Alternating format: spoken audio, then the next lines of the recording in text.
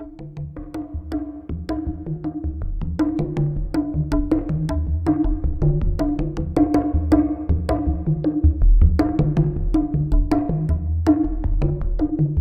que le tarot permet d'apporter aux autres?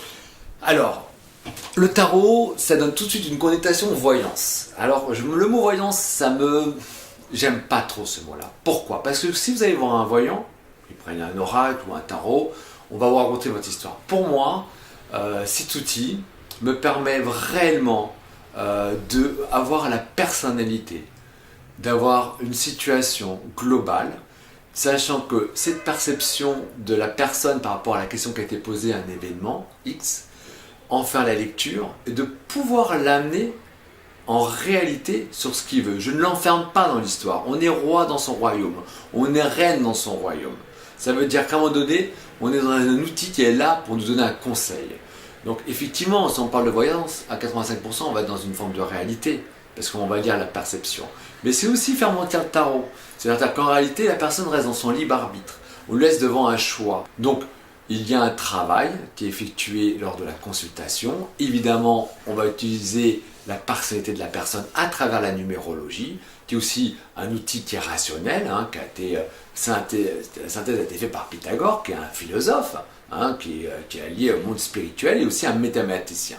Est-ce que vos consultants sont souvent conscients de tout ça, ou comment ils perçoivent les choses? Est-ce ils repartent en disant j'ai compris? Alors, je comprends comment votre ça question. se passe? Alors, il y a des consultants qui vont venir vraiment pour une voyance, et après j'ai des consultants qui eux ont une conscience. Donc on va développer leur conscience. C'est-à-dire qu'on va les aider réellement à alimenter les égrégores. On va comprendre que la pensée va créer dans la matière et qu'en fait ils sont acteurs de leur vie. Donc je suis complètement pas d'accord quand nous les tarologues on raconte votre histoire aux consultants. Il va t'arriver ça, point. Non, c'est pas comme ça. Il y a plusieurs possibilités. Dans ces possibilités, elles sont exploitées à travers le tarot et on propose à la personne. Le meilleur conseil. Voilà. Après, c'est vrai que dans le tarot, on peut voir le passé. Et dans ce passé, ce qu'il va ressentir par rapport au futur. Et est-ce que le tarot et numérologie, pour vous, on l'associe naturellement? Est-ce que pour toi, c'est naturel? Merci de poser cette question. Il y a des périodes qui sont favorables. En numérologie, vous êtes en année 1, il est bon de commencer des nouveaux projets de vie. Vous êtes en année 7, ce sera une année d'introspection. C'est-à-dire qu'en année 7, si quelqu'un me demande s'il va rencontrer une personne, c'est un peu difficile, puisqu'en général, c'est un moment qu'on doit vivre en solitude. C'est pas forcément partagé, mais ça peut l'être. Donc, effectivement. Et puis, une année 7 qui est vécue par quelqu'un qui est chemin de vie 7, qui est déjà un philosophe et c'est inné, dans une année 7, cette introspection sera plus importante. Et par rapport au tarot et par rapport à sa question, par exemple, si c'est d'ordre spirituel, on va pouvoir répondre par rapport à cette évolution. Richard, est-ce que tu peux nous parler un petit peu de tes consultations, comment ça se passe, les thèmes qui reviennent souvent Alors, une consultation, la personne vient, en général, à travers la numérologie, on le scanne, on fait un échange, il y a un dialogue qui s'installe, ça reste très agréable et on prend conscience. Et là, ça se passe, on touche. On touche quoi? On touche la structure de l'ego, on touche le rapport au père, le rapport à la mère, le rapport à l'autre, l'enfant intérieur, sa façon d'exprimer, la structure, le travail, les racines, le changement, comment on s'adapte, comment on ne s'adapte pas, l'équilibre familial, la philosophie, la foi, la spiritualité, l'analytique. On va toucher son pouvoir. Il y a 4 piliers dans la numérologie qui va donner aussi l'outil de Stradivarius, l'outil qui va vous aider tout au long de votre vie. Le nombre intime, votre carte d'identité, votre profondeur, qui n'est pas forcément perçu. Et donc, ce qui va être perçu, c'est la carte de visite, c'est le nombre de réalisations, le nombre d'expressions, pourquoi on est là, la réincarnation. Donc, en fait, dans cette lecture globale, il y a un échange. Dans cet échange, évidemment, on va poser des questions ensuite. Je vais sur le tarot et on va en faire la lecture. On va amener nos réponses, d'accord? On aura bien compris que cette personne, il faut la conscientiser pour qu'elle soit acteur ou actrice de sa vie, pour aller en direction. Voilà, ça dure une petite heure. Des fois, je dépasse un petit peu parce qu'on n'a pas tous les mêmes problèmes. Voilà, je ne vais pas sur la santé parce que c'est un domaine qui est du registre du médical et des médecins. Voilà, et à partir de là, cet échange, on essaye de ressortir avec des clés. Et surtout, ce qui est intéressant, réellement, c'est une prise de conscience. C'est vraiment, on se rend compte que la pensée, Les égrégores qu'on va nourrir va exister dans la matière, aujourd'hui, ici et maintenant. Et que ici et maintenant, à travers cette consultation, on va réaliser le futur.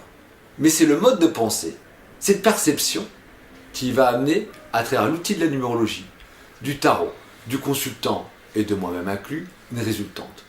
Est-ce que tu as des retours sur un petit peu tes consultations? Oui, bien sûr. C'est drôle, c'est une question qui est assez drôle.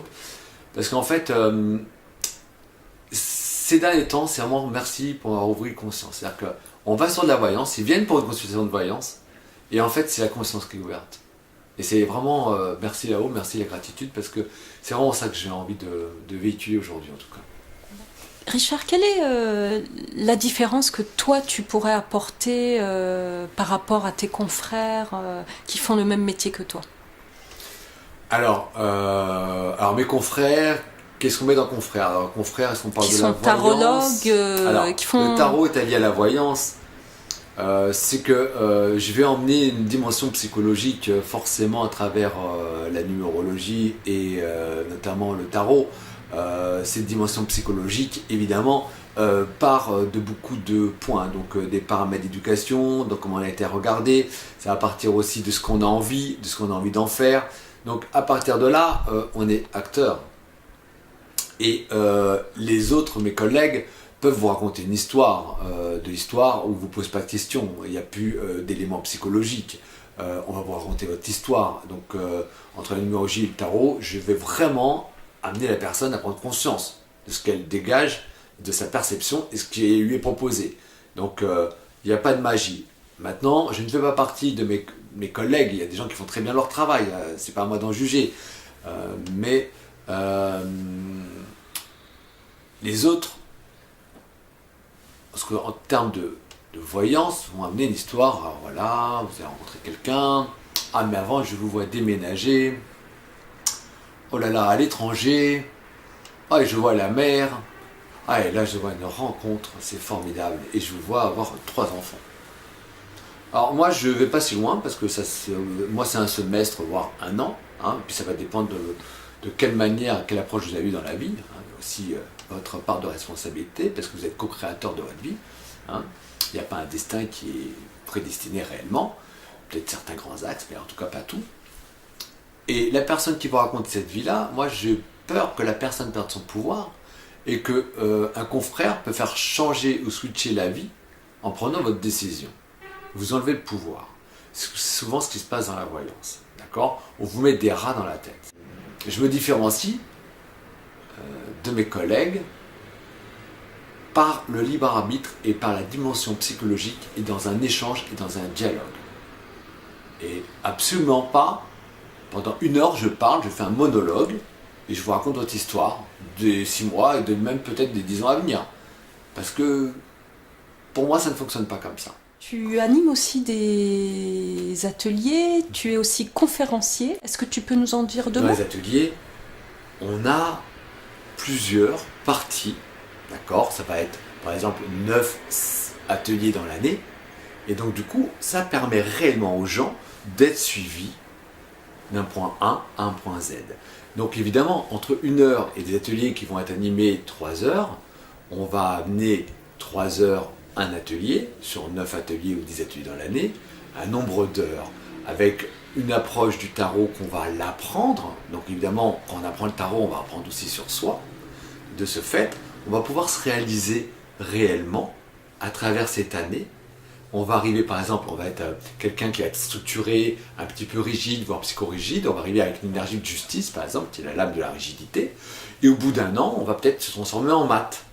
Donc on va être quand même quelqu'un qui va se libérer de cette psychorigidité, on va aller sur quelque chose de moins rigide, donc on va aller dans une forme de liberté, dans quelque chose qui va s'ouvrir à nous, parce que les ateliers, alors évidemment dans les ateliers de tarot, je mets de manière ponctuelle un petit peu de numérologie, je parle de l'année actuelle, de périodes favorables, on va apprendre le tarot, on va voir qui on est, on va parler d'un développement, on va sur le développement personnel, on dépasse le tarot.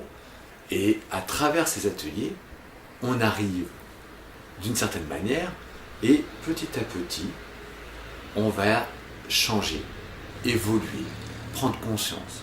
On va nommer on va toucher certaines choses, une forme de sensibilité, on va se rencontrer pour se transformer. Donc les ateliers vont amener une vision différente. Il y a entre eux, il y a un rendez-vous en fait, un rendez-vous entre Participants. les participants, entre eux. Souvent les gens ont les mêmes lacunes, les mêmes problématiques, ce qu'on appelle la synchronicité. Il n'y a pas de hasard. Donc cette intelligence va nous réunir afin qu'on progresse, qu'on soit dans l'évolution. Dans mes conférences, ce que j'essaie d'amener, parce que ce n'est pas le tarot qui vous raconte votre vie, la numérologie vous raconte vos énergies, c'est vous qui avez le pouvoir d'utiliser.